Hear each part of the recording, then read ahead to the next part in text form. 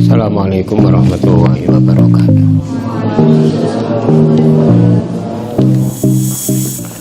Bismillah, alhamdulillah, wassalatu wassalamu ala rasulillah wa ala alihi wa ashabihi wa mawala. Amma ba'du. La hadratin nabiyil mustafa sallallahu alaihi wasallam summa ila jami' ashabihi minal anbiya'i wal mursalin wal awliya wa syuhada was-solihin wal ulama wal musannifin abaina wa ummahatina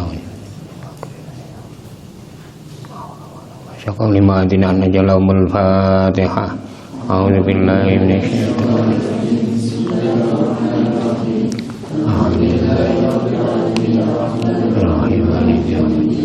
iyyaka na'budu wa iyyaka nasta'in ihdinas siratal mustaqim siratal ladzina an'amta 'alaihim ghairil maghdubi 'alaihim.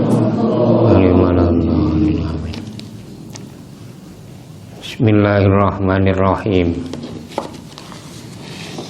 Langsung ayat berikutnya ya, panjang ini.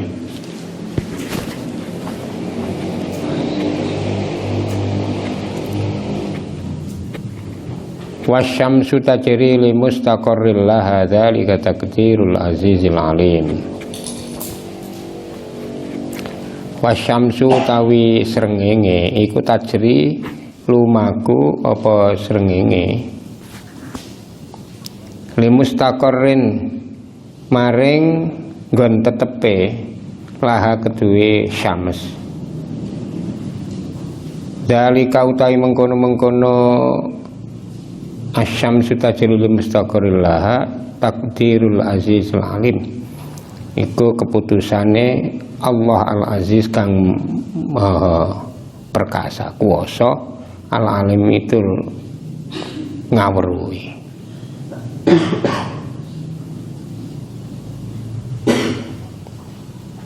Ayat asiru tegese lumaku ila mustaqarrin laha maring nggon tetepe laha kedue syams.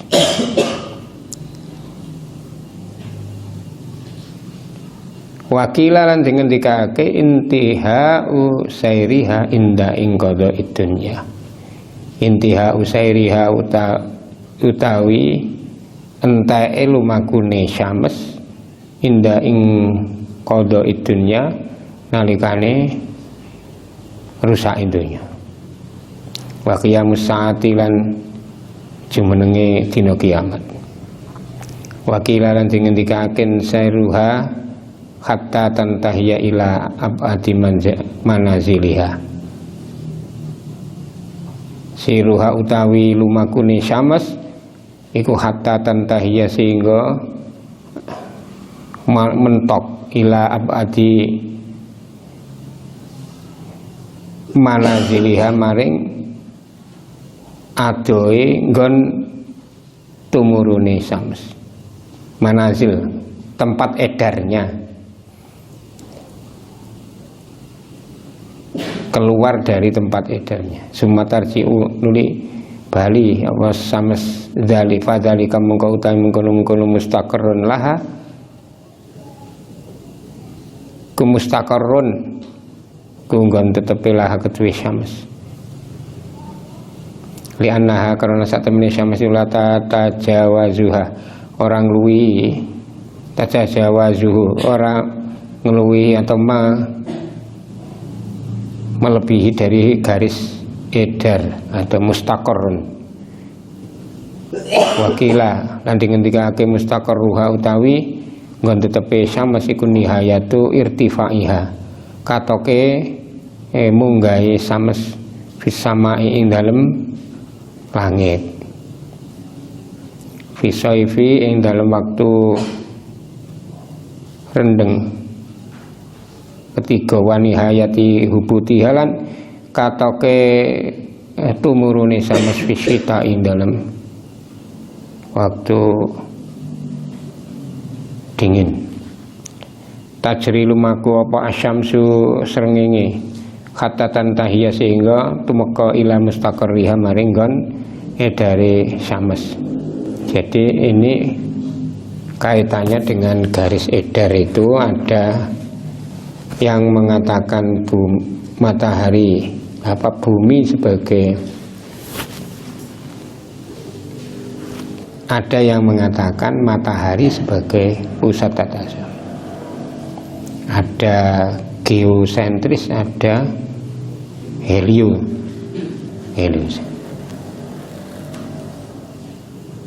Jadi matahari ini dalam konteks teori matahari sebagai pusat, maka terjemahannya adalah matahari berputar di tempat edarnya. Jadi matahari itu berputar pada gerak rotasi, jadi muter tapi di tempatnya sendiri. Tetapi kalau bumi itu berputar di sumbunya sendiri, tetapi sekaligus mengitari matahari. Jadi ada gerak revolusi, ada gerak rotasi. Jadi kayak dolanan itu loh ya, misalnya kayak bola dicoblos tengah-tengahnya terus diputer, kayak bola dunia itu diputer di tempatnya. Tapi selain berputar di tempatnya, bumi itu juga mengitari matahari. Jadi mengitari matahari sambil berputar. Sementara matahari diitari oleh bumi, bumi sendiri diitari oleh bulan. Jadi kalau dilihat di angkasa luar itu berarti putar-putaran. Matahari sendiri berputar, tapi di tempatnya saja. Kemudian diitari oleh 7 planet, gitu ya. Apa ya kayak? Apa?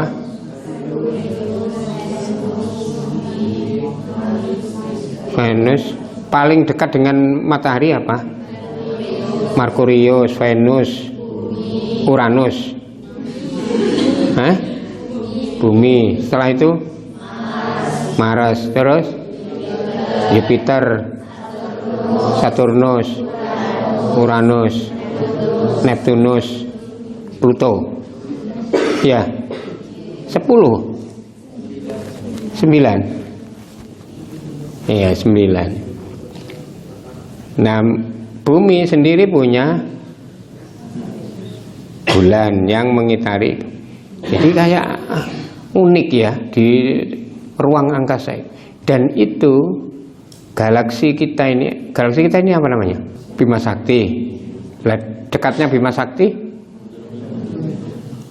Jadi di angkasa itu berarti ini ada benda-benda raksasa luar biasa besarnya. Ya, kalau ada videonya itu dilihat itu sekian kali bumi misalnya ya, planet-planet itu ya, semakin jauh dengan matahari semakin besar. Ada tapi yang paling besar itu apa? Jupiter ya. Benda segitu besarnya berputar, kok tidak tabrakan?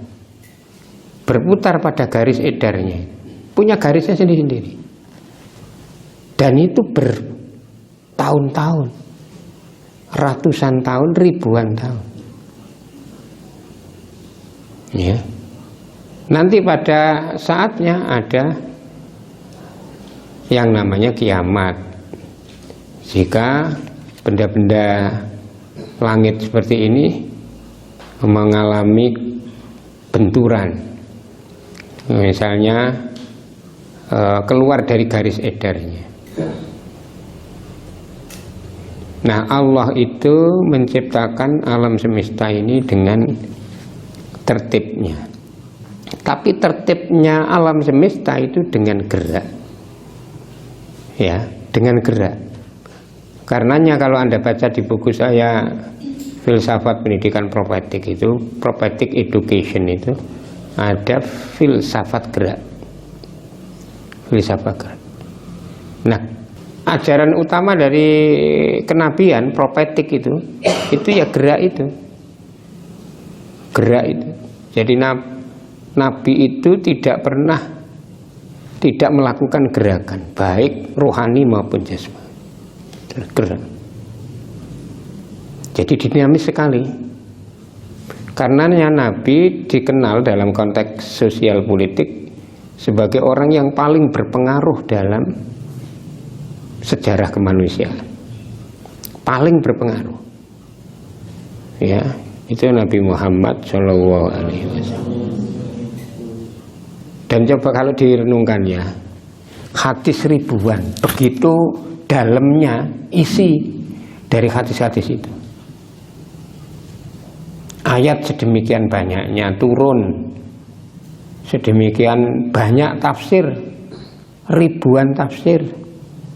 Ada yang singkat, ada yang sedang, ada yang berjilid-jilid.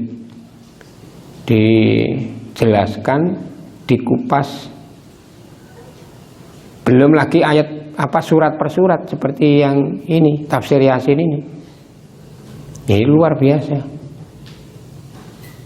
Orang yang mendapatkan kiriman wahyu dari Allah Subhanahu wa Ta'ala. Ya, informasi kayak gini, ini baru bisa dinalar setelah 1000 tahun ke depan, ratusan tahun ke depan. Setelah terjadi revolusi industri, setelah terjadi orang bisa melihat tata surya dengan jelas. Dulunya orang menganggap bahwa matahari itu mengitari bumi. Jadi kalau matahari dari timur kemudian ke barat, tenggelam, nanti muter lagi di timur gitu. Tapi ternyata tidak demikian. Dan itu bisa disaksikan melalui satelit yang dikirim keluar itu. Dikirim melalui, dulu kita punya namanya apa? Palapa ya. Satelit Palapa. 1, satelit Palapa 2. Terus apa lagi? Punya apa lagi? Dulu kita ini pernah mau ada astronot, rame banget di zaman Orde Baru itu ya. Tapi ternyata nggak jadi berangkat. Perempuan dulu namanya siapa ya? Nani Sudarmono gitu belakangnya itu. Perempuan. Nah, kembali kepada bumi sebagai pusat tata surya yang berputar pada tempatnya. Dan ada durasi waktunya. Nanti terusannya itu kan wasyamsi tajri mustaqarril laha dzalika taqdirul azizil alim wal qamara qaddarnahul manazila hatta kal urjunil qadim. Jadi ada perbedaan. Nah, uniknya ya, matahari itu bisa mengeluarkan panas yang jarak dari sana sampai sini. Itu panasnya bisa seperti itu. Tetapi kalau bumi ini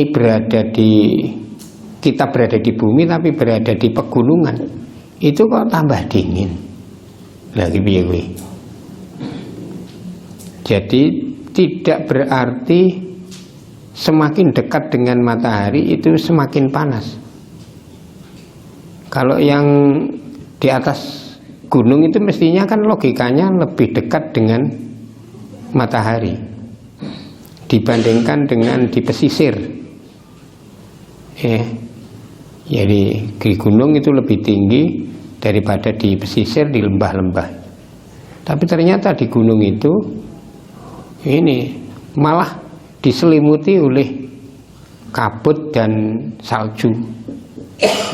Kayak gunung Himalaya di India. Itu ini kalau hanya Gunung Slamet itu belum tinggi, tidak diliputi oleh salju. Kalau misalnya lebih dekat dengan matahari itu lebih panas, itu mestinya pesawat itu kalau berada di atas itu kan panasnya luar biasa,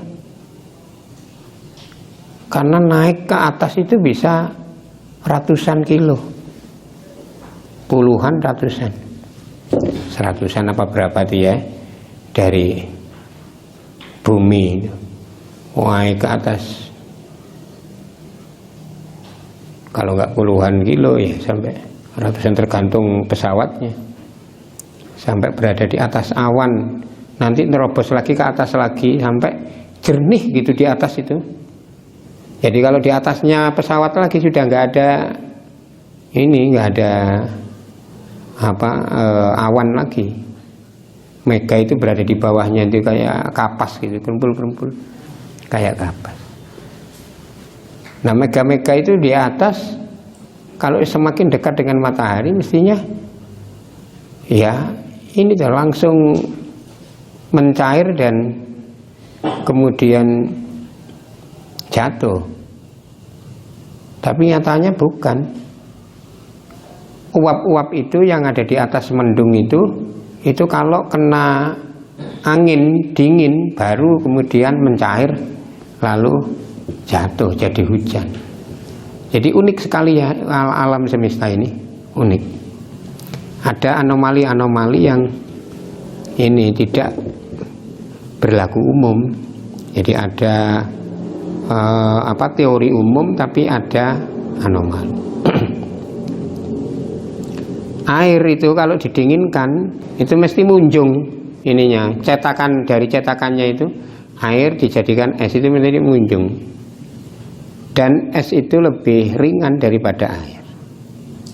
Karenanya kalau di dalam air es itu ngambang, ya, ngambang, dan orang itu bisa lewat di atas es. Jadi es itu kalau mencair dari bawah. Makanya kalau ada film-film yang di ini daerah-daerah salju itu nanti kalau esnya mencair itu jeblos ke bawah, karena ada bawahnya. Jadi unik sekali ya dunia kita ini, unik, luar biasa.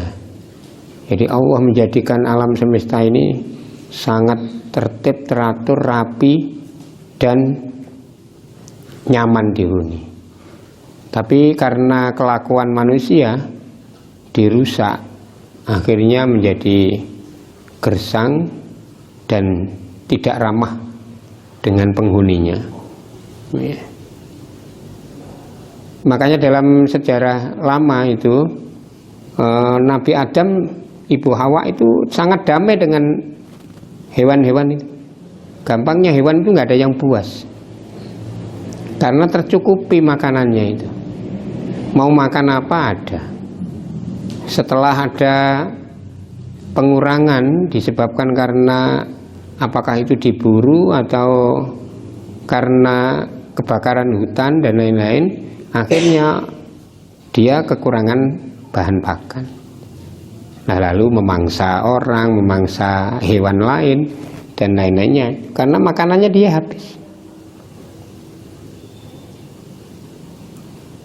Jadi ada balasan karena perilaku negatif orang.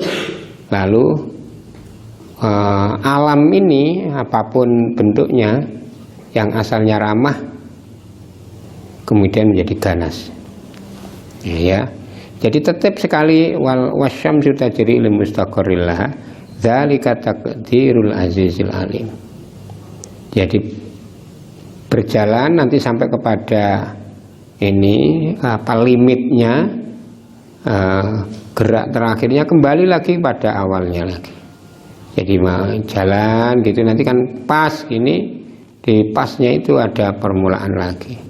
Matahari itu sekian ribu kali dari bumi. Ya. Nah ini apa tafsirannya ini, tasiru ila mustaqarrillah. Nah, ini berjalan menuju, beda loh ya.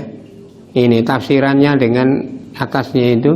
Kalau wasyamsu tajri li mustaqarrillah, berada di tempat edarnya. Kalau ini berjalan menuju tempat edarnya. Jadi intiha usairiha inda ingkir. Jadi kalau sudah sampai di ujung, sampai sudah di perjalanan, ujung perjalanan, maka rusaklah dunia dan kiamat. Ini pemahamannya bisa kalau sudah tidak lagi berputar pada rel yang sebenarnya, ya nanti akan kiamat. Ini di keterangan di bawahnya.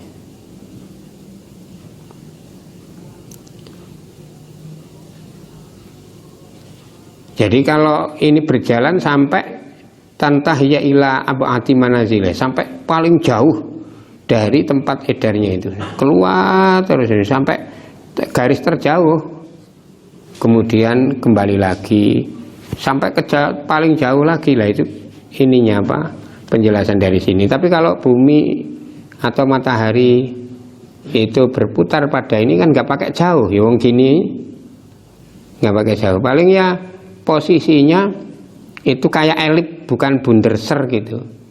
Jadi kadang itu sangat dekat dengan matahari, kadang sangat jauh. Titik terjauh, titik terdekat ini mengitarinya ini. Kalau sudah sampai ya kembali lagi gini terus kembali. Nah hidup itu hakikatnya gitu juga. Makanya ada ini waktu edar. Ada kemarau, ada rendeng. Kalau di tempat lain ada musim panas, musim dingin, musim gugur, musim semi. Iya, ada 4 musim. Kalau kita hanya mengenal 2 musim, karena berada di garis khatulistiwa yang paling dekat dengan matahari. Paling dekat lagi kan daerah Kalimantan itu ya. Itu kalau di daerah Pontianak itu ada ini kayak akuarium. Di situ ada gambar bumi besar gitu. Itu pas kalau pada tanggal tertentu itu berada di atasnya pas ini. Itu dijadikan tempat rekreasi. Tempat rekreasi di Pontianak itu. Ya. Jadi unik sekali kalau pikirkan itu unik. Sangat istimewa jika semua yang luar biasa tadi itu mampu mengantarkan kita pada pengertian dan kesadaran bahwa Allah itu Maha Kuasa. Maha Kuasa, Maha Perkasa, Maha mengatur, murabbi, tarbiyah itu, Rabbul Alamin, mengatur alam. Jadi bisa sedemikian rapinya, tertibnya. Jika ada orang yang tidak meyakini karena menganggap bahwa ini sudah menjadi hukum alam, ya begini ini hukum alam. Nah yang menciptakan hukum alam siapa? Nah itu bagi yang bertuhan Allah, bagi yang nggak bertuhan ya hukum itu sendiri. Melalui teori penciptaan alam yang alami, matematis, alami saja, yang namanya Big Bang itu, ledakan besar yang terjadi pada jutaan tahun yang lalu, yang membuat ini dunia tata surya kita ini terbentuk. Pertanyaannya kalau itu terjadi, lah kalau terjadi lagi terus gimana? Nah, kalau nggak ada yang mengatur, tidak ada yang membuat, apa ada ketertiban tanpa ada penataan? Nah, itu logika-logika bagi orang yang bertuhan. Bagi yang nggak bertuhan, orang yang nggak yakin, ya nggak yakin. kalau mati ya nanti jadi tanah gitu aja mikirnya, nggak ada pertanggungjawaban, nggak ada. Jadi manusia sama hewan sama.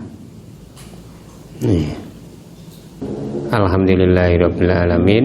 Subhanakallahumma wa bihamdika. Assalamualaikum warahmatullahi wabarakatuh.